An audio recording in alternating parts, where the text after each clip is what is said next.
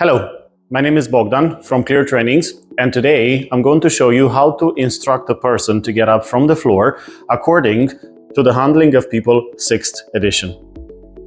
If and only if the person doesn't have any fractures, dislocations, or spinal injuries after you've done a head-to-toe assessment, you may proceed to this technique. So, we'll follow the 7 steps from the Guide to the Handling of People 6th edition. The person is lying on the ground.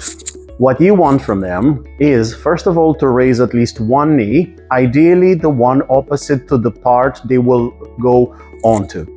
Then, ask them to move this arm slightly higher and put this other one over the chest, ideally on the shoulder if possible.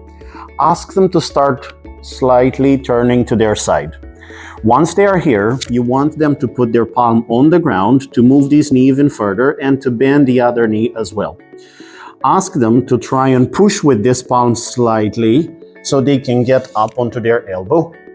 Then put the other palm on the ground and start pushing a little higher while they can eventually get onto their knees.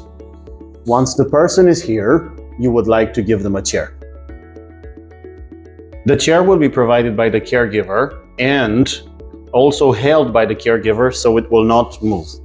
Once your patient is here, ask them to put their palms onto the chair.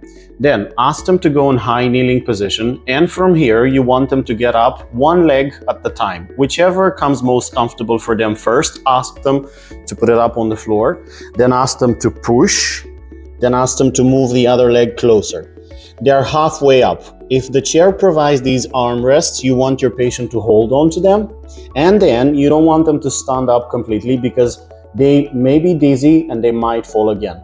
Instead, you want them to hold to the back end of the chair and start to turn very slowly so they can eventually sit down onto this chair. This is one way of doing it. I'm going to show you now how to do it with 2 chairs. Up to this moment, everything is exactly the same. The difference now is that the second caregiver should bring a chair behind the patient. In this case, I can stand up the same way, still hold on to the armrests. However, instead of turning, the second caregiver can push the other chair closer to my legs, and then I can move my hands and sit down. Finally, please remember this. Despite the fact that your patient needs to be capable to do this by themselves with minimal supervision and instructions, the most important part remains how you communicate. You have to give them very simple, very clear, and step-by-step instructions so that your patient can follow them properly. Please do not rush them, and please repeat for them as many times as required, especially if your patient lives with mental health conditions that may affect their way to comprehend, understand, and process the information. Thank you very much.